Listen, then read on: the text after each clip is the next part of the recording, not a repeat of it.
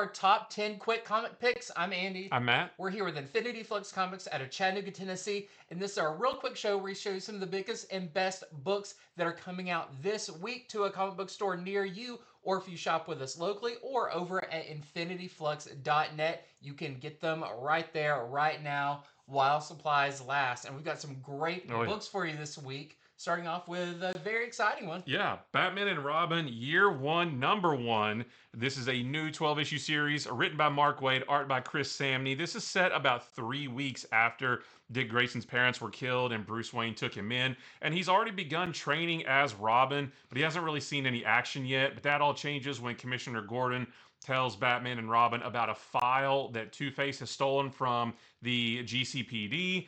And that leads Batman and Robin on a manhunt to find Two-Face, who then gives them some more information about an even bigger bad guy that they're going to have to face, all while trying to figure out this new partnership that they have.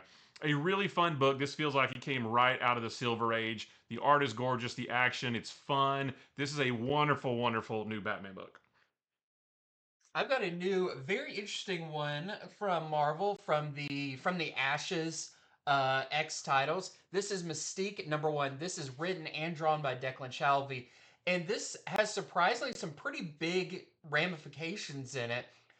We're following Mystique. There's something kind of a MacGuffin that she's looking for. We don't quite know what that is yet, but this leads her into conflict with some very familiar faces from the X-Men universe, some villains, and the other side of the story is actually Nick Fury Jr., who is still working at S.H.I.E.L.D., but S.H.I.E.L.D. looks very different now, and he gets some information about a mutant he should be tracking, Mystique, and you'll have to see where it goes from there, but it's a very espionage, it's very cloak and dagger, that kind of thing, as how do you track someone like Mystique who can be anyone at any time. Very interesting, but like I said, maybe some big ramifications in this that I did not see coming. Yeah. Well, next up, we've got Moon Knight, Fist of Khonshu #1, and this is still from your Moon Knight team of Jed MacKay and Alessandro Cappuccio. Mark Spector is back after the events of Blood Hunt, and his first mission is to take down the kingpin known as Achilles Fairchild. He has been distributing a drug called glitter, which is literal fairy dust, and it's highly addictive. And Moon Knight wants it off the streets. There's a nice action sequence of Mr. Knight fighting his way to Achilles Fairchild. They have a very tense conversation about what needs to happen. But Fairchild seems like he's got a few aces up his sleeve that may make it difficult for Moon Knight to do what he wants to do. And I've got a new spooky book. This is Batman Full Moon #1. This is a Black Label title. This is by Rodney Barnes and the artist by Steven Subic. And I don't want to give too much away. This is a very much a setup issue.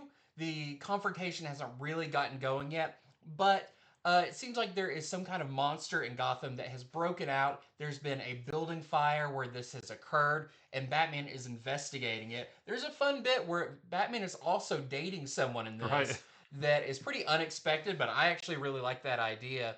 Um, but this leads him kind of person to person, and uh, he does confront someone who may be able to explain a bit about what this creature is. But there is a confrontation in it, but I think that is going to lead to bigger things in this book. But if you like werewolves and Batman, this is very atmospheric, it's very dark, it's very noir. Uh, you'll see some pretty cool stuff, especially the little fight scene at the end. There's a bonus character that comes Yeah. in there that makes it really fun. So don't miss Batman Full Moon. Well, next I've got Wonder Woman #14, and this is the first issue of Wonder Woman in the All In era. And this takes place over the span of 50 days, and each page is a different day, but it's all told out of order. And what I can say is tragedy strikes, and a lot of this issue is Diana dealing with that tragedy and how it affects her. But we also do see the birth of Trinity, her daughter, in this issue. It wasn't quite what I expected, but when I saw it, I realized I probably should have expected that. But yeah, some big things happening for Wonder Woman in this issue, and setting up new big stories to come in the next one. Next up, it's finally here, Wolverine #2. I love #1, and this is a really fun issue as Wolverine's still out in the wilderness. is now being hunted by Weapon H, which, is responsible, he says, for his adamantium claws and a lot of mental issues and stuff.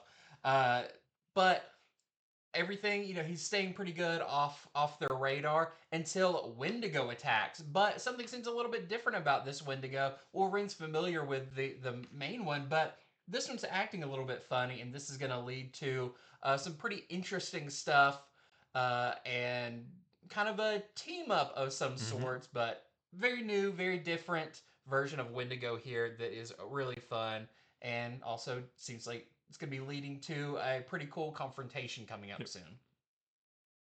Next up, we got Green Lantern number 16, and this picks up right on the heels of the Green Lantern Civil Corps special. Something has happened to Thanagar, and the Thanagarians, along with Hal and John and Carol Ferris, are on the run from the United Planets Green Lanterns.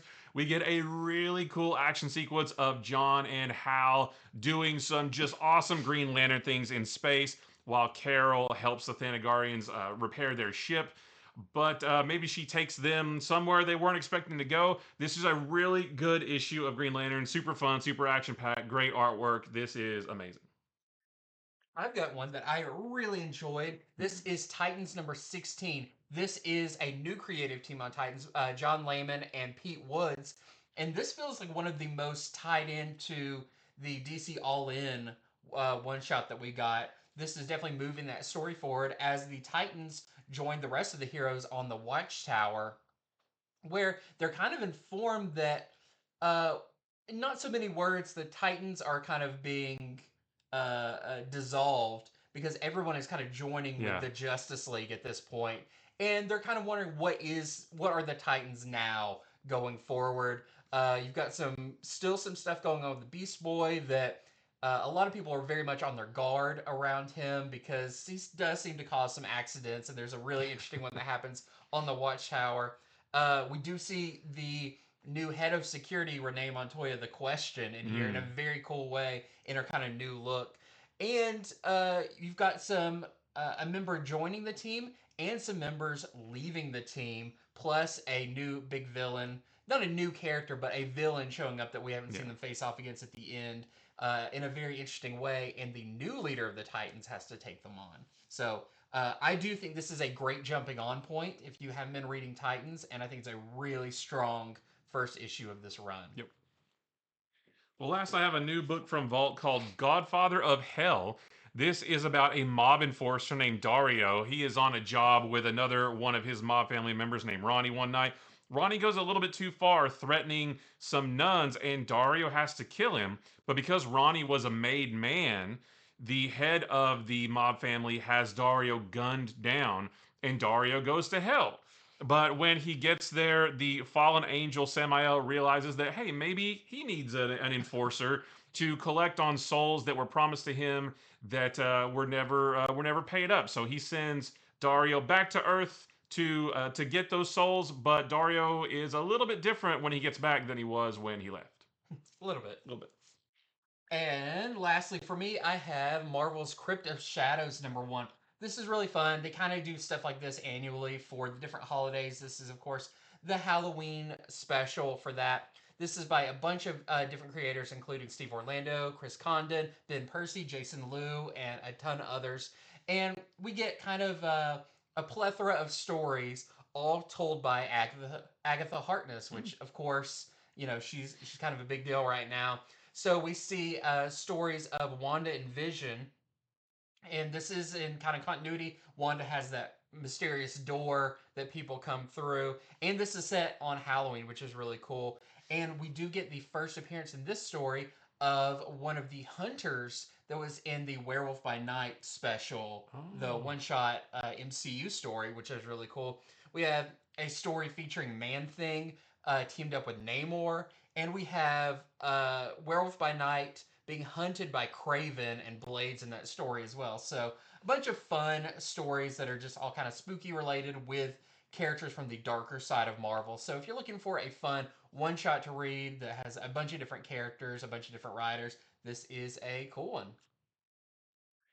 And that is it for our top 10 quick comic picks. Thank you so much for watching. Head over to infinityflux.net right now where you can order these while supplies last. And stay tuned for our video coming up very soon. We'll be going over these, their variants, and so much more that will be coming up probably as you're watching this. It's probably already up there. So don't miss out on that. And yeah, I think that is all for this time. So have a good one and see ya. See ya.